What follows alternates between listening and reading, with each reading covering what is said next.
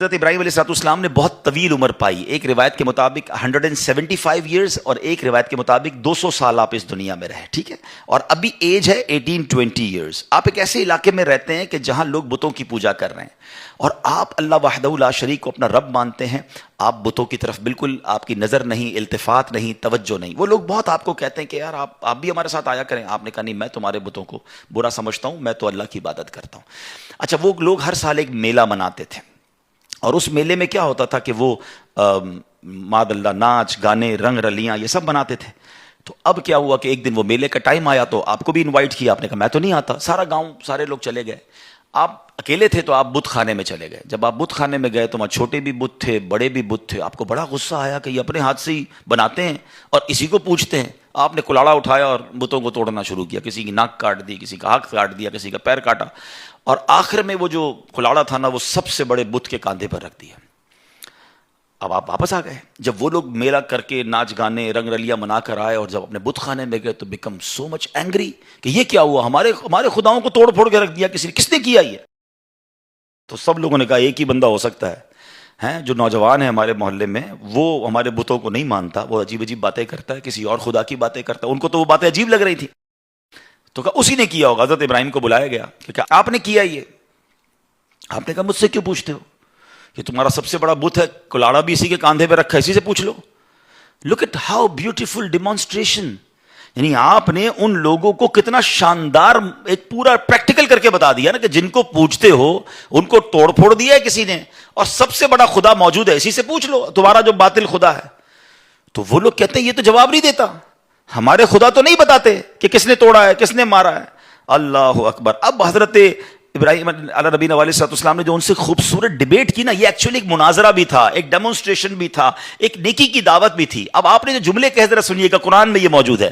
آپ فرماتے قال افتعبدون من دون اللہ, فرمایا تو کیا اللہ کے سوا ایسوں کو پوچھتے ہو, ما لا ينفعکم شیئا ولا یضرکم, جو نہ تمہیں نفع دے سکتے نہ نقصان دے سکتے ہیں, اپنے آپ کو بھی مرنے سے نہیں بچا سکتے. اف لکم, تف تم پر, وَلِمَا تَعْبُدُونَ مِن دُونِ اللَّهِ, اللہ کے سوا کسی اور کو پوچھتے ہو. افلا تعقلون, تم میں عقل نہیں ہے. Look at how beautiful words. اگر ہدایت والے دل ہوتے تو سمجھ جاتے کہ ہم کر کیا رہے ہیں, مگر اگر کہتے ہیں نا دلوں پر مہر ہو تو بہت سامنے کی بات بھی سمجھ نہیں آتی.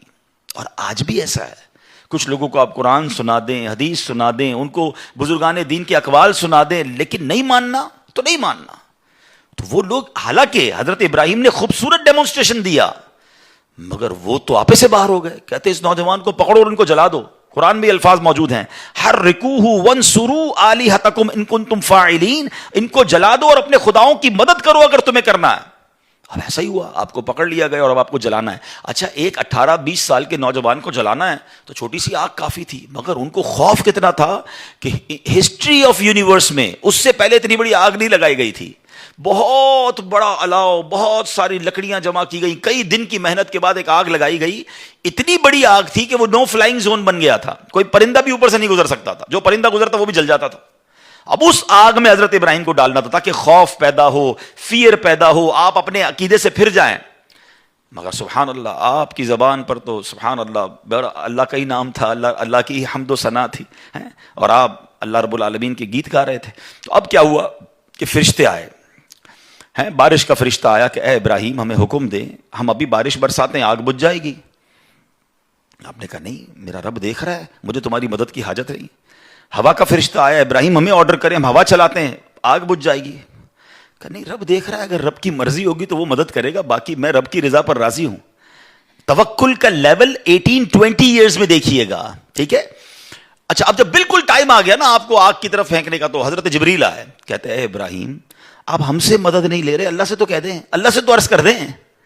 لیکن آپ کا لیول یہ تھا, آپ فرماتے رب دیکھ رہا ہے نا, اگر اس نے مدد کرنی ہے تو ٹھیک ہے, ورنہ میں اس امتحان کے لیے راضی ہوں. جے سونا میرے دکھ وچ راضی, وہ شاعر کہتے ہیں نا, یہ سمجھیے گا بات. بعض اوقات ہمیں تکلیف جو دی جا رہی ہوتی ہے نا, اس میں رب کی رضا ہوتی ہے. ہمیں آزمایا جا رہا ہوگا, ہو سکتا ہے میرے گناہ معاف کرنے کے لیے آئی ہو, میرے درجے بلند کرنے کے لیے آئی ہو, مگر ہم ہار جاتے ہیں. حضرت ابراہیم کا کانسیپٹ دیکھیں, پنجابی شاعر کہتے ہیں نا, جے سونا میرے دکھ وچ راضی, میں سکھ نو چلے پاوا ہوں. کہتے اگر اللہ میرے دکھ میں راضی ہے تو میں نے سکھ کو کیا کرنا ہے. کہتے رب دیکھ رہا ہے، وہ بڑا کارساز ہے.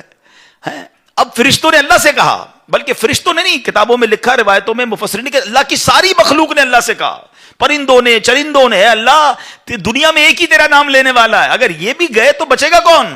مدد فرما. اللہ کو حضرت ابراہیم علیہ السلام سے محبت کا عالم کیا ہے. رب فرماتے ہیں ان سے پوچھ لو کہ تمہاری مدد مانگتے ہیں تو کر دو، ورنہ ہم اس کے کارساز ہیں. اور ایسا ہی ہوا. حضرت ابراہیم کو جب آگ میں ڈالا گیا نا، بے خطر بے خوف آپ آگ میں جاتے ہیں. اور سبحان اللہ، اب قرآن میں رب فرماتا ہے، اللہ کی طرف سے آرڈر آگ کو ڈائریکٹ گیا، قُلْنَا يَا نَارُ كُونِي بَرْدًا وَسَلَامًا عَلَىٰ ابراہیم.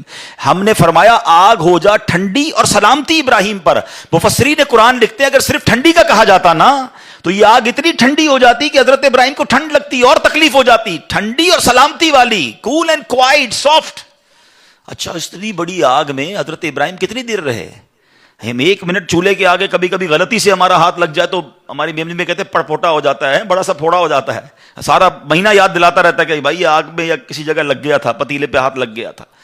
اتنی بڑی آگ میں ایک روایت کے مطابق 7 دن اور ایک روایت کے مطابق 40 days آپ رہے ہیں. مطلب لوگ ایزیوم کر رہے تھے کہ چیپٹر کلوز، مگر جب آپ باہر آتے ہیں تو آپ کا بال بھی بیکا نہیں ہوتا ہے. اب اس ایک واقعے سے حضرت ابراہیم کی عظمت سمجھ آ جاتی ہے یار. لیول، اللہ پر بھروسہ. اور ہمیں کیا کیا سکھایا اس واقعے نے. علامہ اقبال شاعر مشرق لکھتے ہیں نا، بے خطر کود پڑا آتش نمرود میں عشق، عقل تھی محو تماشائے لبے بام ابھی.